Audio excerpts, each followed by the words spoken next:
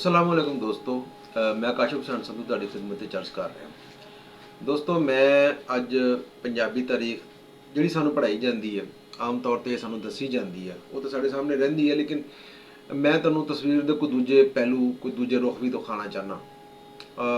ਉਹ ਇਸ ਲਈ ਜ਼ਰੂਰੀ ਨੇ ਕਿ ਅਸੀਂ ਆਪਣੀ ਸਾਂਝੀ ਪੰਜਾਬੀ ਤਾਰੀਖ ਦੇ ਵਿੱਚ ਮੁਸਲਿਮ ਗੈਰ ਮੁਸਲਿਮ ਦੇ ਇੰਨੇ ਝਗੜੇ ਪਾ ਲੈਣੇ ਕਿ ਸਾਡੇ ਕੋਲੋਂ ਨਾ ਬਹੁਤ ਸਾਰੀ ਚੀਜ਼ਾਂ ਗਵਾਚ ਗਈਆਂ ਨੇ।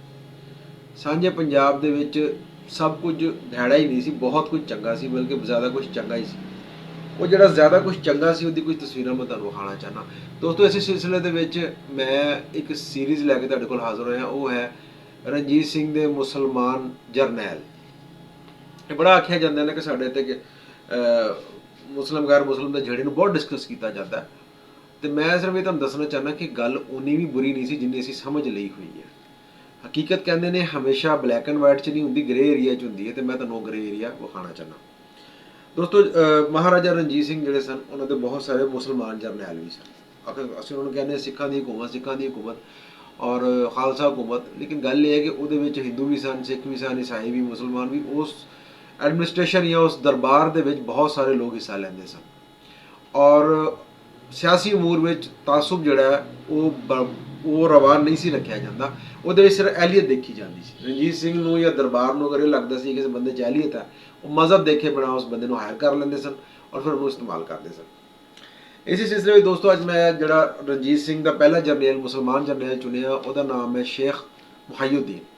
ਸ਼ੇਖ ਮੁਹਈਯੁੱਦੀਨ ਸਾਹਿਬ ਜਿਹੜੇ ਸਨ, ਇਹਨਾਂ ਦੇ ਵਾਲਦ ਜਿਹੜੇ ਸਨ, ਉਹ ਰਈਸੇ ਹੁਸ਼ਿਆਰਪੁਰ ਭੋਪ ਸਿੰਘ ਦੇ ਕੋਲ ਮੁਲਾਜ਼ਮਤ ਕਰਦੇ ਸਨ। ਉੱਥੇ ਕਿਤੇ ਦੀਵਾਨ ਮੋਹਕਮ ਚੰਦ, ਜਿਹੜਾ ਰਣਜੀਤ ਸਿੰਘ ਦਾ ਬਹੁਤ ਬੜਾ ਜਰਨੈਲ ਮੰਨਿਆ ਜਾਂਦਾ ਔਰ ਜ਼ਾਤ ਦਾ ਮਜ਼ਹਬ ਦਾ ਹਿੰਦੂ ਸੀ, ਉਹਨੇ ਕਿਤੇ ਇਹਨੂੰ ਵੇਖਿਆ ਔਰ ਉਹਨੇ ਇਸ ਬੰਦੇ ਦੇ ਉਹਦੇ ਮੁੰਡੇ ਦੇ ਵਿੱਚ, ਯਾਨੀ ਕਿ ਇਹਦੇ ਬਾਪ ਦੀ ਮੁਲਾਜ਼ਮਤ ਸੀ ਭੋਪ ਸਿੰਘ ਕੋਲ, ਔਰ ਮੁਹਈਯੁੱਦੀਨ ਉੱਥੇ ਇਹਨੂੰ ਨਜ਼ਰ ਆਇਆ ਔਰ ਉਹ ਕੁਛ ਅਰਸਾ ਰਿਹਾ, ਔਰ ਉਹਨੇ ਇਸ ਦੌਰਾਨ ਇਸ ਮੁੰਡੇ ਦੇ ਵਿੱਚ ਬਹੁਤ ਸਾਰੀ ਕਾਬਲੀਅਤਾਂ, ਅਹਿਲੀਅਤਾਂ ਵੇਖੀਆਂ, ਤੇ ਉਹਨੇ ਇਹਨੂੰ ਉਹਦੇ ਬਾਪ ਕੋਲੋਂ ਇਹਨੂੰ ਲੈ ਲਿਆ। ਉਹ ਦਰਬਾਰ 'ਚ ਲੈ ਕੇ ਆਇਆ। ਉੱਥੇ ਆ ਕੇ ਉਹਨੇ ਆਪਣੇ ਨੂੰ ਮੁੰਡੇ ਦੀਵਾਨ ਮੋਤੀ ਰਾਮ ਦੇ ਹਵਾਲੇ ਕਰ ਦਿੱਤਾ। ਦੀਵਾਨ ਮੋਤੀ ਰਾਮ ਨੇ ਇਹਨੂੰ ਆਪਣੇ ਪੁੱਤਰ ਸ਼ਿਵ ਦਿਆਲ ਦਾ ਮਸਾਹਿਬ ਬਣਾ ਦਿੱਤਾ, ਔਰ ਇਹ ਸ਼ਿਵ ਦਿਆਲ ਦੇ ਜਿਹੜੇ ਮਾਲੀਆਤੀ ਅਮੂਰ ਸਨ, ਸਾਰੇ ਉਹਦੀ ਜਾਗੀਰਾਂ ਦੇ ਇੰਤਜ਼ਾਮ ਵੇਖਣ ਲੱਗ ਪਿਆ। ਉੱਥੋਂ ਹੀ ਸ਼ੇਖ ਮੁਹਈਯੁੱਦੀਨ ਜਿਹੜਾ ਇਹ ਰਣਜੀਤ ਦੀ ਨਜ਼ਰ ਵਿੱਚ ਆਇਆ। ਰਣਜੀਤ ਨੇ ਪਰਖ ਲਿਆ ਕਿ ਬੰਦਾ ਕੰਮ ਦਾ। ਉਹਨੇ ਸਭ ਤੋਂ ਪਹਿਲੇ ਇਹਨੂੰ ਵਾਲੀ ਕਾਬਲ ਅਜ਼ੀਮ ਖਾਨ ਦੇ ਦਰਬਾਰ ਦੇ ਸਫਾਰਤ ਵਾਸਤੇ ਘੱਲਣ ਦੀ ਤਿਆਰੀ ਕੀਤੀ, ਲੇਕਿਨ ਉਹ ਸਫਾਰਤ ਜਿਹੜੀ ਸੀ ਥੋੜੀ ਜੰਗ 'ਚ ਬਦਲ ਗਈ, ਔਰ ਇਹਨੇ ਉਹਨੂੰ ਘੱਲ ਦਿੱਤਾ ਕਿ ਤੂੰ ਜਾ ਕੇ ਇਸ ਮਾਮਲੇ ਨੂੰ ਵੇਖ। ਇਹਨੇ ਬੜੇ ਬਖੂਬੀ ਉਸ ਮਾਮਲੇ ਨੂੰ ਵੇਖਿਆ।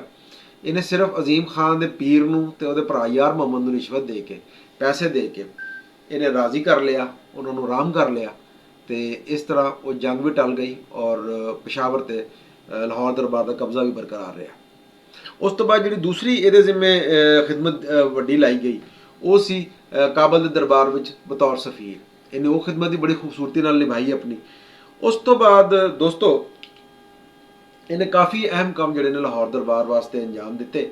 ਉਹਨਾਂ ਵਿੱਚ ਇੱਕ ਅਹਿਮ ਕੰਮ ਇਹ ਵੀ ਸੀ ਕਿ ਇਹ ਸ਼ਹਿਜ਼ਾਦਾ ਨੌਨਿਹਾਲ ਸਿੰਘ, ਜਿਹੜਾ ਕਿ ਰਣਜੀਤ ਸਿੰਘ ਦਾ ਪੋਤਾ ਸੀ, ਖੜਕ ਸਿੰਘ ਦਾ ਪੁੱਤਰ, ਇਹ ਉਹਦਾ ਵੀ ਮਸਾਹਿਬ ਰਿਹਾ, ਉਹਦਾ ਵਜ਼ੀਰ ਮਾਲੀਆ ਰਿਹਾ। ਉਹਨੂੰ ਪਿਸ਼ਾਵਰ ਦਾ ਜਦੋਂ ਉਹ ਗਵਰਨਰ ਸੀ ਨੌਨਿਹਾਲ ਸਿੰਘ, ਤੇ ਉਹ ਨੌਨਿਹਾਲ ਸਿੰਘ ਦਾ ਵਜ਼ੀਰ ਮਾਲੀਆ ਸ਼ੇਖ ਮੁਹਈਯੁੱਦੀਨ ਸੀ, ਯਾਨੀ ਕਿ ਜਿਹੜੇ ਮਾਲੀਆਤੀ ਅਮੂਰ ਸੀ, ਮਾਲੀਆ ਇਕੱਠਾ ਕਰਨਾ, ਟੈਕਸ ਇਕੱਠਾ ਕਰਨਾ, ਉਹ ਸਾਰਾ ਕੁਛ ਇਹੀ ਵੇਖਦਾ ਸੀ। ਔਰ ਇਹ ਉਸ ਜ਼ਮਾਨੇ ਦੀ ਬੜੀ ਅਹਿਮ ਡਿਊਟੀ ਹੁੰਦੀ ਸੀ।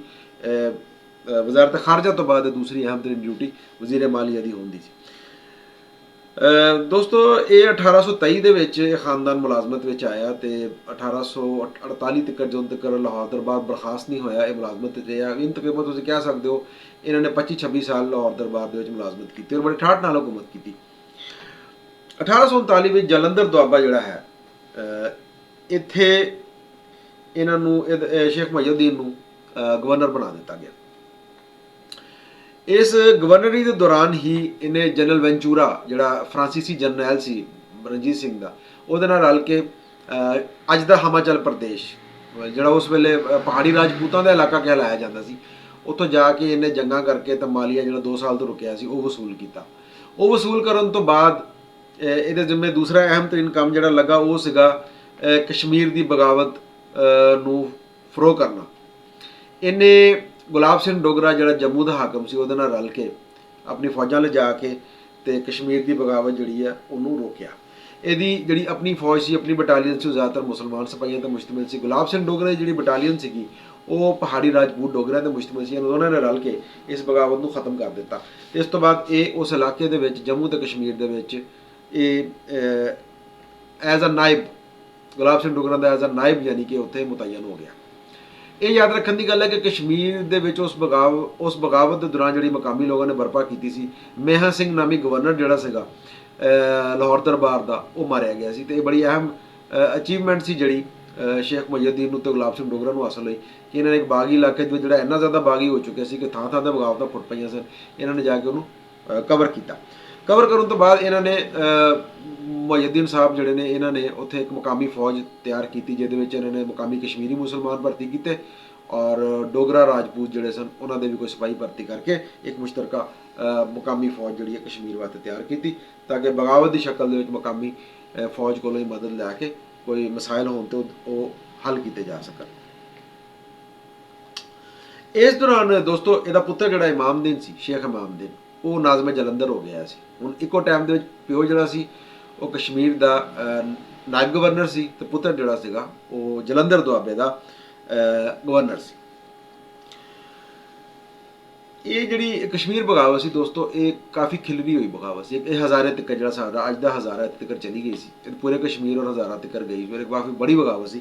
ਇਹਨੂੰ ਕੁਚਲਣ ਤੇ ਦਰਬਾਰ ਜਿਹੜਾ ਸੀਗਾ ਲਾਹੌਰ ਦਰਬਾਰ, ਉਹ ਇਸ ਖਾਨਦਾਨ ਕੋਲੋਂ ਕਾਫੀ ਖੁਸ਼ ਹੋਇਆ ਔਰ ਉਹਨਾਂ ਨੇ ਇਹਨੂੰ ਮਜ਼ੀਦ ਵੱਡੇ ਅਹੁਦਿਆਂ ਵਾਸਤੇ ਵੇਖਣਾ ਸ਼ੁਰੂ ਕਰ ਦਿੱਤਾ। ਉਹਨਾਂ ਨੇ ਸਮਝ ਲਿਆ ਕਿ ਇਹਨਾਂ 'ਚ ਅਹਿਲੀਅਤ ਹੈ। ਇਸ ਅਹਿਲੀਅਤ ਦਾ ਨਤੀਜਾ ਸੀਗਾ ਕਿ ਜਦੋਂ ਗੁਲਾਬ ਸਿੰਘ ਡੋਗਰਾ ਆਪਣੇ ਭਤੀਜੇ ਨਾਲ ਲੜ ਪਿਆ ਜੰਮੂ ਤੇ ਕਸ਼ਮੀਰ ਦੇ ਵਿੱਚ ਤੇ ਲੜਾਈ ਕਾਫੀ ਉਹਨਾਂ ਦੀ ਵੱਧ ਗਈ ਤੇ ਇਹਨੇ ਲਾਹੌਰ ਦਰਬਾਰ ਨੂੰ ਪੈਗਾਮ ਭੇਜਿਆ ਕਿ ਇੱਥੇ ਬਗਾਵਤ ਹੋ ਗਈ ਹੈ, ਇਹ ਦੋਨਾਂ ਆਪਸ ਦੇ ਵਿੱਚ ਲੜ ਪਏ ਨੇ ਤੇ ਸੂਰਤ ਹਾਲ ਬਹੁਤ ਖਰਾਬ ਹੈ, ਮੇਰੇ ਲਈ ਕੀ ਹੁਕਮ ਹੈ। ਲਾਹੌਰ ਦਰਬਾਰ ਨੇ ਜਿਹੜਾ ਗਾਲਬਨ ਉਸ ਵੇਲੇ ਨੌਨਿਹਾਲ ਸਿੰਘ ਦੇ ਹਾਥੀ ਸੀਗਾ, ਉਹਨੇ ਜਾਂ ਸ਼ੇਰ ਸਿੰਘ ਦੇ ਹਾਥੀ ਸੀ, ਉਹਨੇ ਇਹਨੂੰ ਜੰਮੂ ਕਸ਼ਮੀਰ ਦਾ ਗਵਰਨਰ ਬਣਾ ਦਿੱਤਾ।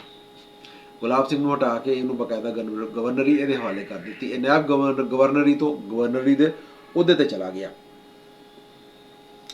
ਦੋਸਤੋ ਇਸ ਦੌਰਾਨ ਹੀ ਅੰਗਰੇਜ਼ਾਂ ਦਾ ਕਬਜ਼ਾ ਹੋ ਜਾਂਦਾ ਪੰਜਾਬ ਤੇ, ਅੱਧਾ ਕਬਜ਼ਾ ਕਹਿ ਸਕਦੇ ਹੋ ਤੁਸੀਂ ਉਸ ਵੇਲੇ, ਕਿਉਂਕਿ ਉਹ ਲਾਹੌਰ ਦਰਬਾਰ 'ਚ ਉਹਨਾਂ ਦਾ ਏਜੰਟ ਬੈਨ ਲੱਗ ਪਿਆ ਸੀਗਾ। ਸਤਲੁਜ ਤੋਂ ਪਾਰ ਦਾ ਇਲਾਕਾ ਉਹਨਾਂ ਦਾ ਮੁਕੰਮਲ ਕਬਜ਼ੇ ਚਲਾ ਗਿਆ ਸੀ ਔਰ ਸਿੱਖਾਂ ਨਾਲ ਲੜਾਈਆਂ ਜਿਹੜੀਆਂ ਸੀਗੀਆਂ ਵੱਡੀਆਂ 5 ਜਾਂ 4 ਉਸ ਵੇਲੇ ਮੁਕੰਮਲ ਹੋ ਚੁੱਕੀਆਂ ਸਨ ਔਰ ਅੱਧਾ ਪੰਜਾਬ ਹੱਥੋਂ ਜਾ ਚੁੱਕਿਆ ਸੀ।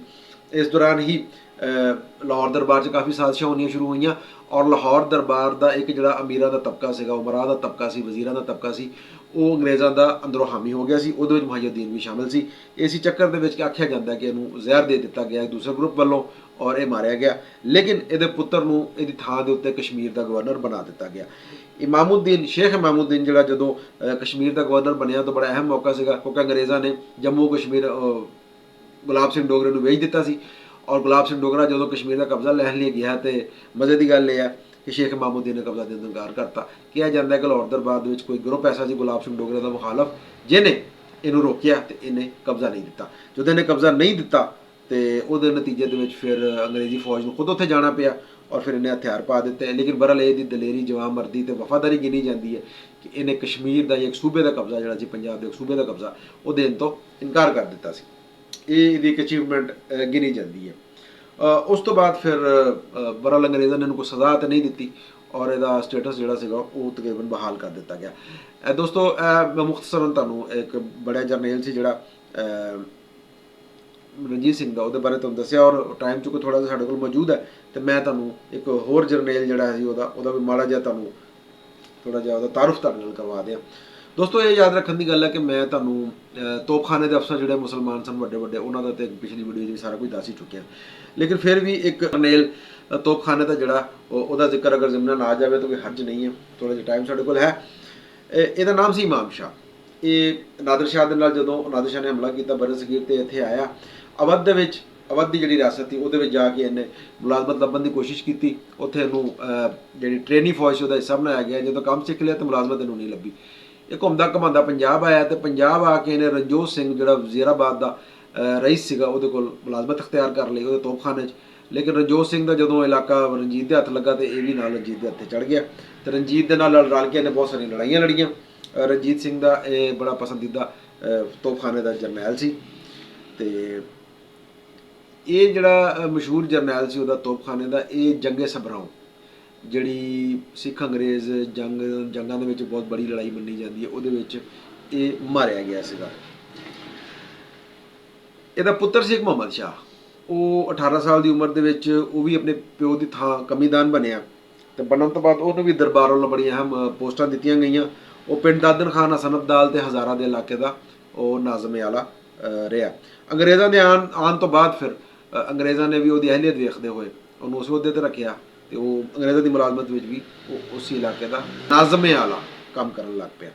ਦੋਸਤੋ, ਮੈਂ ਤੁਹਾਨੂੰ ਰਣਜੀਤ ਸਿੰਘ ਦੇ ਜਰਨੈਲਾਂ ਦੀ ਜਿਹੜੀ ਸੀਰੀਜ਼ ਹੈ ਉਹਦੀ ਪਹਿਲੀ ਕਿਸ਼ਤ ਦੇ ਵਿੱਚ 2 ਉਹਦੇ ਜਰਨੈਲਾਂ ਦਾ, ਮੁਸਲਮਾਨ ਜਰਨੈਲਾਂ ਦਾ ਤੁਹਾਨੂੰ ਤਾਰਫ ਦਿੱਤਾ ਹੈ। ਇਨਸ਼ਾਅੱਲਾ ਅਗਲੀ ਜਿਹੜੀ ਕਿਸ਼ਤ ਹੈ ਉਹਦੇ ਵਿੱਚ ਮੈਂ ਤੁਹਾਨੂੰ ਖੁਦਾ ਬਖਸ਼ ਚੱਠਾ ਜਾਂ ਫਤਿਹ ਖਾਨ ਟਿਵਾਣਾ ਇਹਨਾਂ ਦੇ ਵਿੱਚੋਂ ਕਿਸੇ ਇੱਕ ਦਾ ਤਾਰਫ ਦਿਆਂਗਾ, ਔਰ ਉਸ ਤੋਂ ਬਾਅਦ ਉਸ ਤੋਂ ਅਗਲੀ ਕਿਸ਼ਤ ਵਿੱਚ ਰਣਜੀਤ ਸਿੰਘ ਦਾ ਜਿਹੜਾ ਵਜ਼ੀਰ ਆਜ਼ਮ ਸੀ ਫਕੀਰ ਅਜ਼ੀਜ਼ੁਦੀਨ, ਉਹਦੇ ਬਾਰੇ 'ਚ ਤਫਸੀਲੀ ਤੁਹਾਨੂੰ ਦੱਸਾਂਗਾ।